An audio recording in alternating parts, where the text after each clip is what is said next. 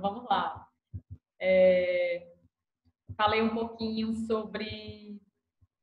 Estamos falando sobre o islamismo, né? A relação do islamismo política. Vimos que é um ato político, porque o islamismo está sendo espalhado pelo mundo inteiro. Um dos preceitos da religião é essa. Então, o poder religioso foi se transformando no poder político também. Existem duas seitas dentro do islamismo, os sunitas e os xiitas. Os xiitas são considerados mais radicais no quesito da aplicação da lei, da Sharia, que é a lei islâmica. São mais rígidos também na questão da escolha do califa, né, do chefe religioso. Mas os sunitas são mais leves, digamos assim. Eles não dizem que todo califa tem que ser realmente um descendente de Maomé. Não, não é assim para os sunitas. Mas tem que ser uma pessoa que conhece a religião, que conhece o Corão, né, o livro sagrado deles, que consegue manter a paz e a justiça. O Islã hoje, que já está na página 274 de vocês. Aí aqui vai dizer o seguinte, que nem todo islâmico é muçulmano, nem todo islâmico é muçulmano, né? Enfim, nem todo islâmico é árabe e nem todo árabe é islâmico. Nós vimos isso, por exemplo, com esse paizinho aqui, ó, a Indonésia. A Indonésia é onde a gente vai encontrar a maior quantidade de muçulmanos no mundo inteiro, né? O país com a maior quantidade de muçulmanos. Aqui, ó, Indonésia, sendo que eles são de origem, não são de origem árabe, é um povo de origem malaia ou então javanesa. Mas eles não são de origem árabe, não são maioria árabe, né? Enfim.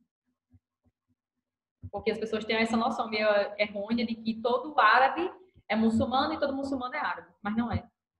Isso não ocorre. Aí nessa parte também do Islã hoje vai falar um pouquinho sobre outros países do mundo, vai dizer que o islamismo está muito presente em 2 locais no mundo. Embora o islamismo ele venha crescendo muito no mundo inteiro, existe uma predominância em 2 locais específicos. Aí então, eu tenho um mapa aqui para mostrar para vocês, né, que seriam porções da Ásia, algumas porções asiáticas, alguns países da Ásia onde se predomina o islamismo, e também na África. Então, 2 continentes aí onde existe uma grande presença de islâmicos, tanto na África quanto na Ásia. E na Ásia, basicamente, a maior parte dos muçulmanos que a gente vai encontrar, grande parte deles, próximos aqui, a gente vai encontrar nessa região do Oriente Médio. E na África, sobretudo, essa parte norte da África. Grande quantidade de países aqui tem maioria islâmica. Aí o livro até cita aqui, ó, da África a gente pode citar alguns países, como, por exemplo, Nigéria, Níger, Senegal, Mali, Guiné, Serra Leoa. Da Ásia a gente pode falar de Indonésia, né, que eu falei que é o país que tem a maior quantidade de muçulmanos do mundo, é a Indonésia, é asiático. Bangladesh, Malásia, Singapura, são países da Ásia que têm uma grande presença de muçulmanos. Aqui em laranja a gente vai ver os estados membros da Liga Árabe, que fazem parte da Liga Árabe, em verde os estados que são considerados muçulmanos, e aqui em lilás, forte minoria muçulmana, que tem uma certa quantidadezinha de pessoas que são muçulmanas. Aí a Índia conta com pelo menos cerca de 100 milhões, né, de muçulmanos, enquanto a China conta com cerca de 50 milhões de muçulmanos. A China também tem uma presença de muçulmanos. Aqui cito o exemplo dos Estados Unidos, que é um país que não está inserido nem na Ásia, nem na África, está lá na América, né, naquela parte da América do Norte, mas é um país que vai contar com cerca de 7 milhões de muçulmanos. A França é um dos países que vai contar com uma grande quantidade, dentro da Europa, vai ser um dos países que vai contar com uma grande quantidade de muçulmanos, cerca de 4 milhões de pessoas, e na França o islamismo é a segunda religião com o maior número de adeptos.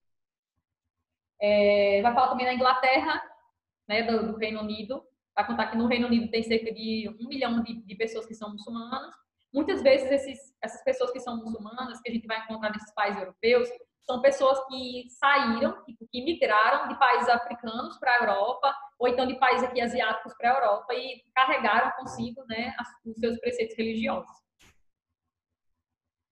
Então, onde a gente vai encontrar realmente mais a presença do muçulmano, vai ser nesses 2 locais, né? A África, sobretudo na parte norte da África, e no Oriente Médio, que faz parte da Ásia, né? Então, esses 2 continentes, África e Ásia, a gente vai encontrar a maior quantidade de muçulmanos. Vamos falar agora sobre disputa pela liderança do mundo islâmico. Quem é que comanda o mundo islâmico? Existe uma certa... Aqui não tem. Não tem não nesse... Tem sim. Tá aqui. Nessa parte. Ó, existe hoje uma certa disputa para ver quem é o país que tem a maior força na questão do islamismo no mundo. Quem detém o maior número de adeptos do islamismo, quem detém maior força islâmica. Existe uma disputa entre dois países aí, que seria a Arábia Saudita e o Irã. A Arábia Saudita defende, eles são de maioria sunita, né? Defendem aí os preceitos do islamismo no âmbito da seita sunita, enquanto o Irã, que eles são de origem persa, né? A maior parte dos iranianos são xiitas, são da seita xiita. E detalhe, os xiitas só são no mundo cerca de 10% dos islâmicos. A maior parte do povo islâmico do mundo é sunita, dessa seita sunita, não xiita. Mas no Irã, assim como ele vai falar de 2 outros países. Não lembro quais são eles. Deixa-me ver aqui.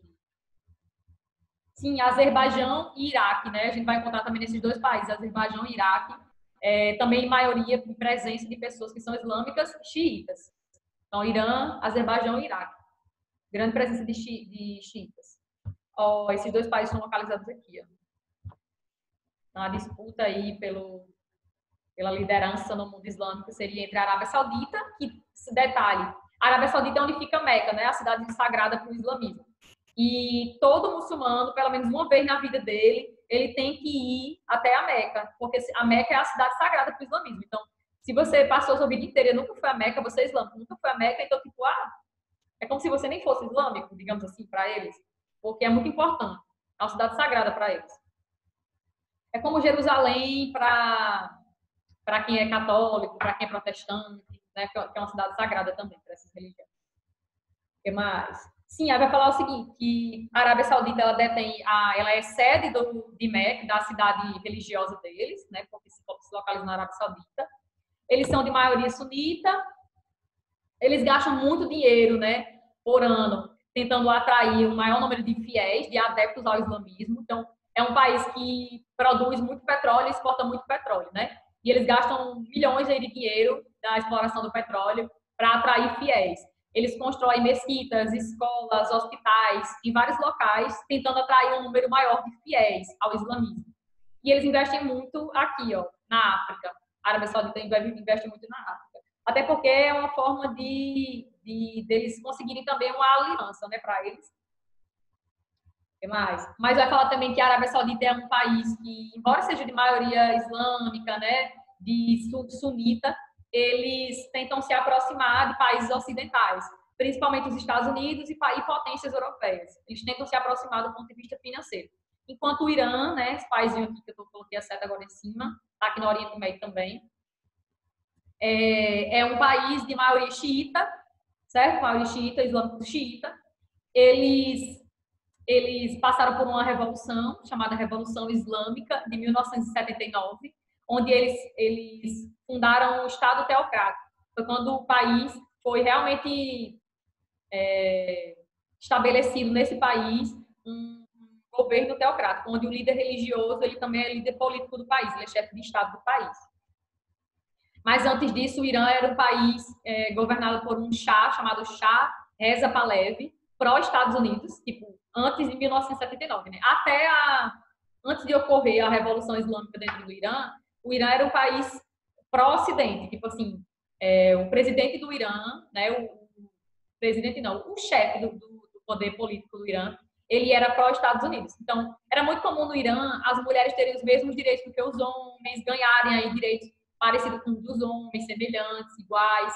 Era muito comum no Irã as pessoas escutarem nas rádios músicas estadunidenses. Era muito comum pessoas no Irã assistir filmes de Hollywood, feitos, produzidos nos Estados Unidos, em Hollywood e por Hollywood. Mas quando eles instauraram lá a Revolução Islâmica, né, instauraram o Estado teocrático, onde o islamismo se tornou a religião oficial do país, onde é vedado outras formas de religiões, de crenças no país, não pode, né? Enfim, não pode. Se você está no Irã, você tem que seguir os preceitos da religião do Estado teocrático.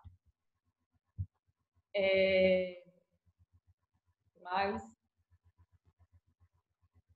Sim, aí quando eles passaram pela Revolução Islâmica, o que é que aconteceu no país? Essas músicas que eles escutavam dos Estados Unidos, músicas estadunidenses, foram proibidas. Filmes nos Estados Unidos que foram produzidos em Hollywood, muitas vezes são proibidos. As mulheres foram obrigadas a utilizar o chador, que é um véu que elas colocam sobre a cabeça, né, cobrindo o cabelo, o rosto. O que mais? Eles foram obrigados também a obedecer o calendário religioso no país. Enfim, as leis se tornaram cada vez mais severas, mais rígidas no Irã. Mas é um dos países que são líderes aí do islamismo mundial. Irã e a Arábia Saudita. Eles meio que disputam a liderança do mundo islâmico. Mas lembrando, a Arábia Saudita é de maioria sunita e o Irã é de maioria xiita. A seita mais rígida. Agora vamos para a Guerra Santa. O que seria a Guerra Santa? A Jihad.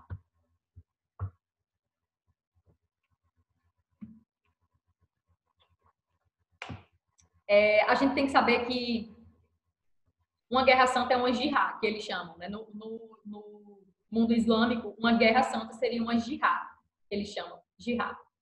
Seria a pronúncia correta. Todo país onde se estabelece a religião islâmica, ele tem que seguir uma ordem social de acordo com os preceitos da religião islâmica. Então, se aquele país, aquele determinado território, ele não está seguindo os princípios, né, os preceitos da religião islâmica, então deve ser feita uma guerra santa, uma jihad. Seria uma luta para manter ali uma ordem social conforme os preceitos do islamismo. Mas nem sempre uma jihad, uma guerra santa, vai ser uma guerra sangrenta, porque na verdade não é para ser. Sendo que alguns grupos fundamentalistas seriam grupos bem rígidos, né, grupos que são muitas vezes violentos, eles praticam a violência em alguns países do globo, tentando impor os preceitos islâmicos de forma muito rígida, né? Como exemplo, a gente tem o Estado Islâmico. O livro vai mencionar aqui. O Estado Islâmico surgiu em junho de 2014. Eles são sunitas, né? Eles não são xiitas, não são radicais, eles são sunitas, para vocês verem. Mas não existe isso de sunita ser menos radical e xiita ser mais radical, porque na verdade tanto os sunitas quanto os xiitas, eles podem praticar atentados terroristas, né, atentados sangrentos entre povos. Não tem isso, não tem uma ordem não, lógica não. Mas a gente diz por causa da questão do califa mesmo, na escolha do califa. Por isso que os xiitas são considerados mais radicais do que os sunitas. Aí vai dizer aqui que muitas vezes quem mais sofre com essa questão dos fundamentalistas islâmicos que está dentro do mundo islâmico, são pessoas como intelectuais, jornalistas, artistas, que estão dentro do mundo islâmico. Eles sofrem mais com perseguições políticas, né? Porque muitas vezes eles escrevem coisas que esse grupo fundamentalista não segue, não acha correto, e aí acabam perseguindo essas pessoas. Então, no ano de 2014 surgiu o Estado Islâmico. De início, eles eram apenas um núcleo inicial de um califado, começaram a se expandir. Hoje em dia, o Estado Islâmico está presente em 2 países, principalmente em 2 países, que são, vou mostrar aqui agora quais são eles, o Iraque e a Síria. Iraque e Síria são os 2 países onde tem uma grande presença do Estado Islâmico, chamado de EI.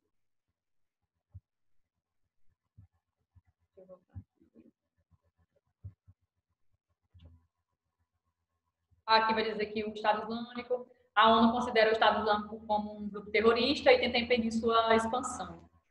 A Arábia Saudita, que é sunita, também não apoia o Estado Islâmico, para vocês verem como a situação não é complicada do Estado Islâmico. Os Estados Unidos não apoia, a Reino Unido não apoia, né, a difusão do Estado Islâmico. Aí esses países eles meio que têm se unido aí para lutar contra esse grupo fundamentalista, que é aumentar a sua área de atuação. Aqui vai dizer um pouquinho também que o Estado Islâmico eles são muito rígidos quanto à Sharia, né, quanto à lei islâmica, quanto à aplicação. Toda pessoa que não se converteu ao islamismo, né, muitas vezes ela vai sofrer aí algumas penalidades, algumas punições por não se converter. Eles de certa forma acabam corroborando para a violência, acabam perseguindo algumas pessoas que são cristãs, como os cristãos armênios e muçulmanos xiitas, que não seguem os preceitos deles. já praticaram diversos atos terroristas, inclusive quando eles praticam, eles dizem que é a diretoria deles, né? Vocês já devem ter acompanhado aí na televisão algum desses atos. Agora vamos para o mundo islâmico.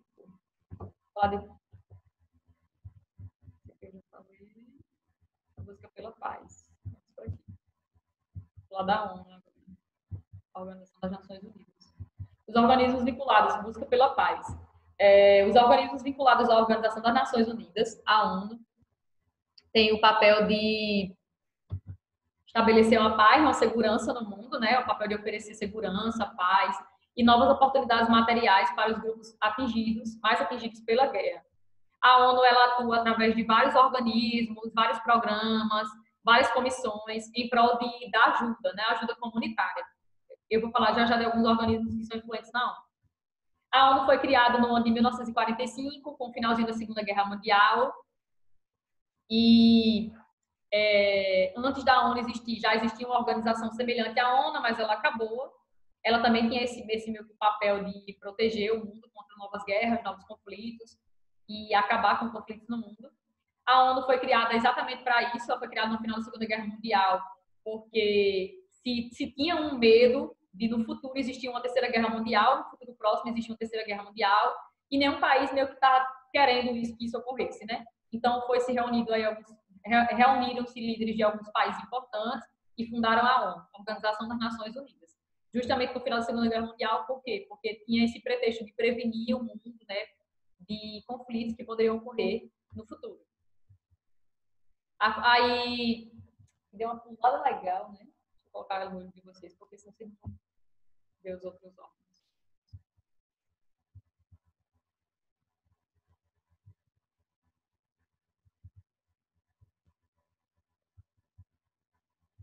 Vocês falam tudo. Eu fico impressionada.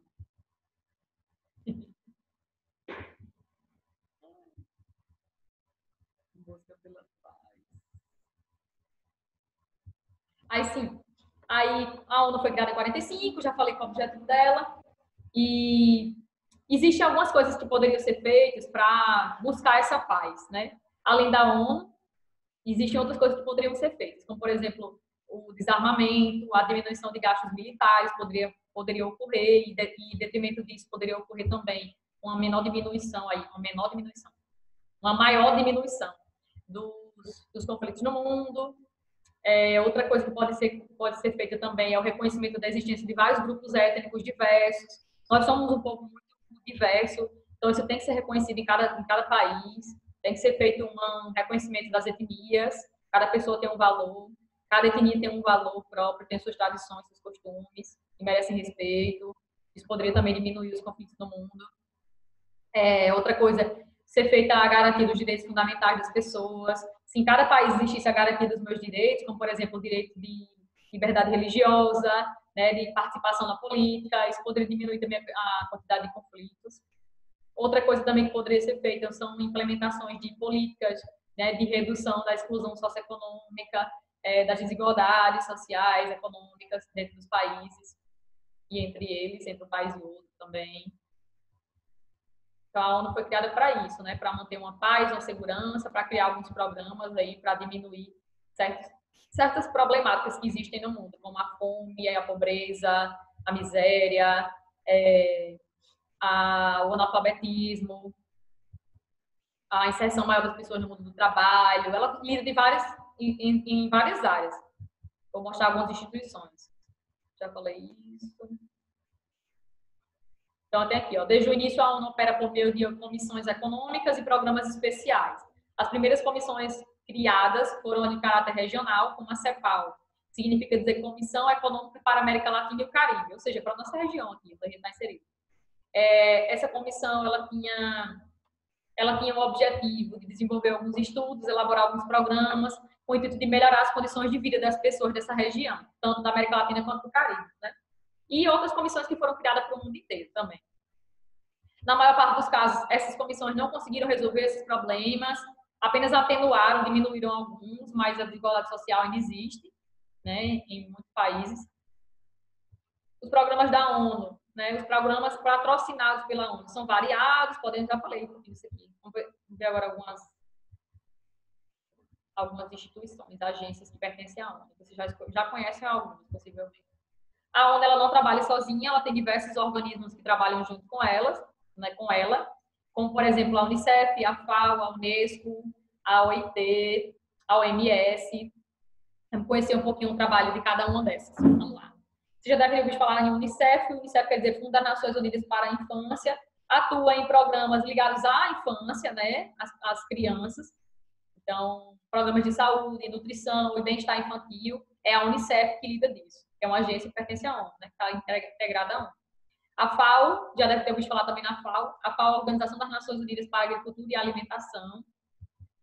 Essa instituição, ela lida também de assuntos ligados à produção da agricultura, né, expansão, o cuidado também contra pragas que podem infestar a plantação, tudo relacionado à produção também, mundial. Ela também não lida somente com a questão como é que eu posso dizer? Dos alimentos, de garantir uma segurança alimentar para as pessoas, não. Ela também lida com a questão da produção, da produtividade mundial. Ela também estima a quantidade de pessoas que passam fome no mundo, né? Enfim. A Unesco, já deve ter ouvido falar também. Organização das Nações Unidas para Educação, Ciência e Cultura. A Unesco aplica programas educacionais e estimula a cooperação científica internacional. A OIT, Organização Internacional do Trabalho, elabora regras internacionais para aprimorar as condições de trabalho e para combater o desemprego. Também lida dessas questões relacionadas ao subemprego, né, a empregos que são muito precários, tipo empregos que são meio que uma forma de escravo atual, ela também combate isso no mundo. Tudo que for relacionado ao trabalho, a OIT está no meio. OMS, Organização Mundial da Saúde. Vocês devem estar escutando muito sobre essa instituição. Mais uma instituição aí que está integrada à ONU, é uma agência da ONU, faz parte da ONU. A OMS, ela cuida de todos os assuntos relacionados à saúde humana, saúde do mundo inteiro. Propõe convenções, acordos, regulamentações, recomendações e práticas de saúde. É ela que dita, muitas vezes, se está ocorrendo uma pandemia, uma epidemia no mundo, onde está localizado, o que pode ser feito, como pode ser combatido, é ela que faz.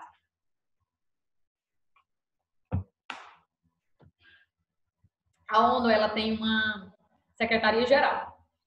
Ela tem uma secretaria-geral, ela tem uma assembleia-geral, sendo que a secretaria-geral, que a gente vai falar agora, é um órgão que pertence à ONU, que cuida de todas as execuções de projetos, programas, né, que existem, comissões que existem dentro da ONU, fazem funcionar, né, que faz funcionar. Agências, conferências, essa secretaria-geral.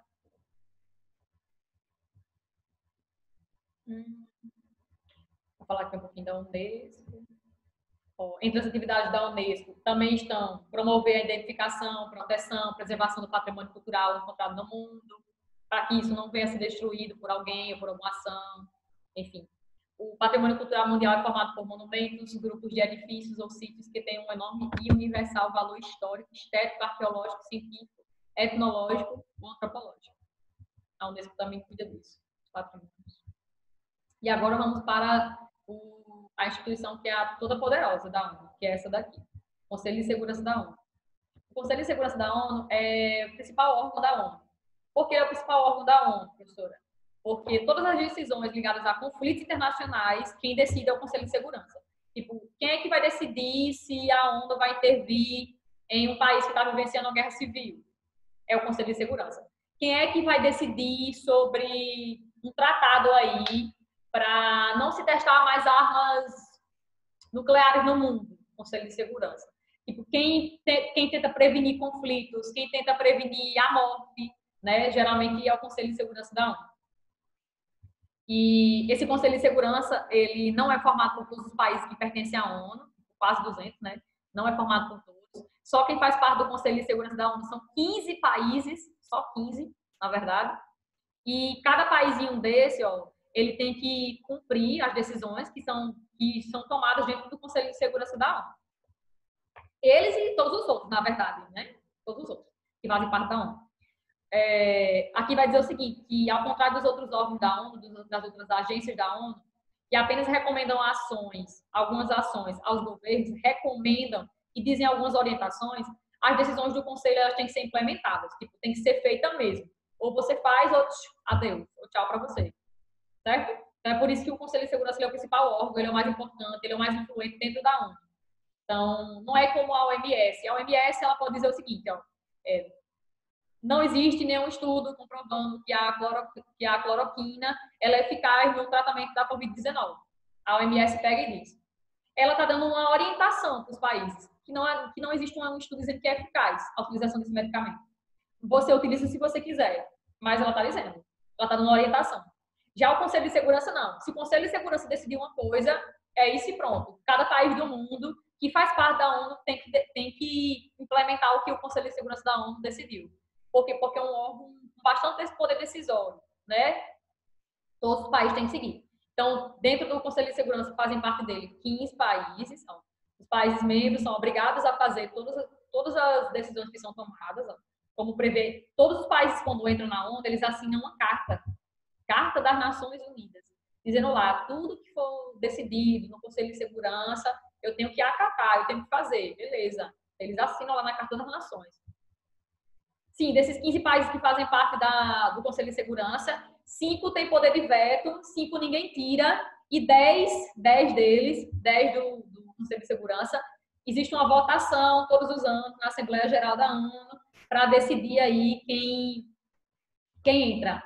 E eles passam 2 anos só de mandato, certo? Existem 15 países no Conselho de Segurança, 10 são temporais e 5 são permanentes. Ninguém tira eles. Pelo menos não até o nosso momento atual. E eles têm poder de veto. Muitas vezes esse poder de veto tem a ver com os interesses deles.